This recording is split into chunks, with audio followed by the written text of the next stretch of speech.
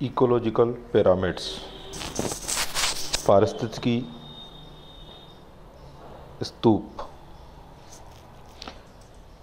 Elton 1927 नामक वैज्ञानिक ने पारिस्थितिकी स्तूप की व्यवस्था का निर्धारण कर निर्माण किया। उसने गहन अध्ययन के पश्चात पाया कि विभिन्न उत्पादक स्तरों से शुरू होकर विभिन्न खाद्य स्तरों में विशेष प्रकार से गुणों में परिवर्तन पाया जाता है, जो कि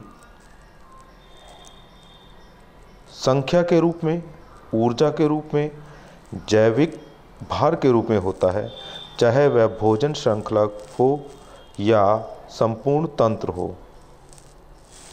विभिन्न ट्रॉफिक स्तर में एक विशिष्टता होती है यदि इन गुणों यानी ऊर्जा, संख्या तथा जैव भार को क्रम से व्यवस्थित करें तो एक पिरामिड रूपी संरचना प्राप्त होती है, जिसे पारिस्थितिकी पिरामिड कहते हैं। ये पिरामिड 3 प्रकार के होते हैं: pyramid of numbers, pyramids of biomass, pyramids of productivity और एनर्जी, यानी संख्या पिरामिड, जैव भार पिरामिड और ऊर्जा पिरामिड। पिरामिड ऑफ नंबर, संख्या पिरामिड। किसी भी प्रकार के पारिस्थितिकी तंत्र को ध्यान से देखें तो ज्ञात होता है कि प्राथमिक उत्पादकों की संख्या सर्वाधिक होती है। इन पर निर्भर रहने वाले प्राथमिक उपभोक्ता की संख्या सामान्यतः इन प्राथमिक उत्पादकों की तुलना में कम होती है तथा इन प्राथमिक उपभोक्ताओं की संख्या से कम द्वितीय उपभोक्ता होते हैं। यदि इन्हें क्रम से एक के ऊपर एक व्यवस्थित किया जाए तो यह एक सीधा पिरामिड बनता है।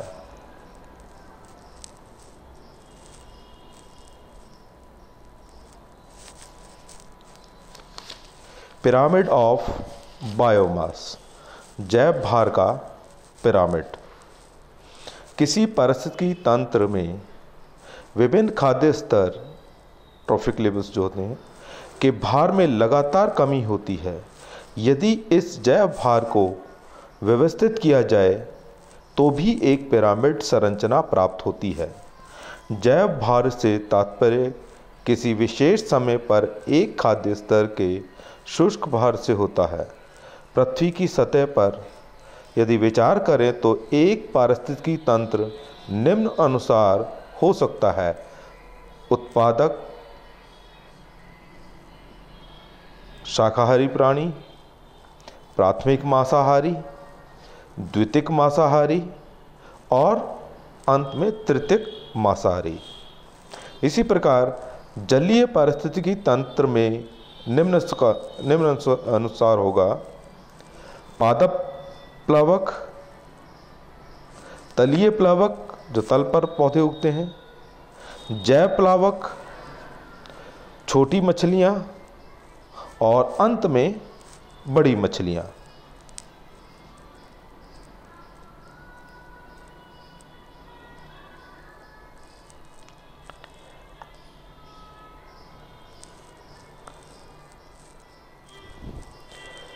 इस प्रकार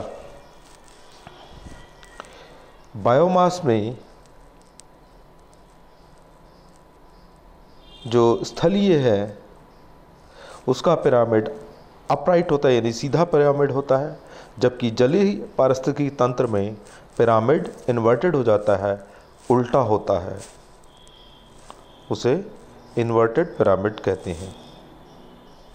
और अगर हम जैव भार पिरामिड एक पेड़ का देखें तो उसमें भी हमें इन्वर्टेड पिरामिड ही प्राप्त होता है।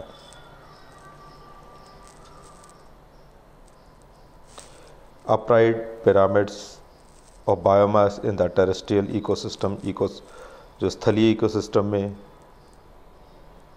इस प्रकार से अपराइट पिरामिड दिखाया गया है। पिरामिड ऑफ एनर्जी, ऊर्जा पिरामिड।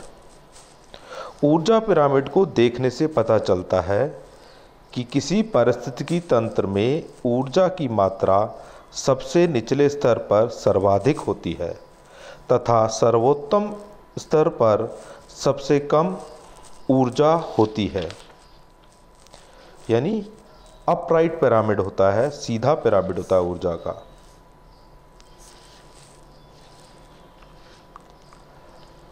उत्पादन स्तर पर सर्वाधिक ऊर्जा होती है। प्राथमिक खाद्य उपभोक्ता की ऊर्जा तुलनात्मक रूप से कम होती है।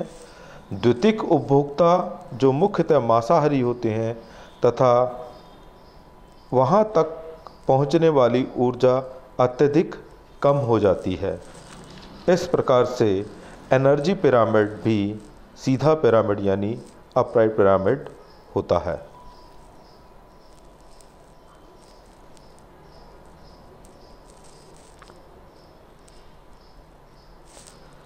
ये भी एग्जाम्पल ऑफ एनर्जी पिरामिड है।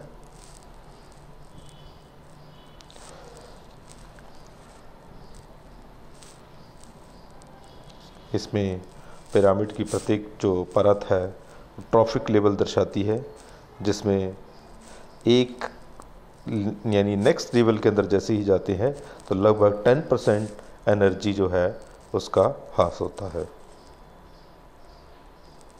इस प्रकार से एनर्जी पिरामिड भी अपराइट पिरामिड होता है।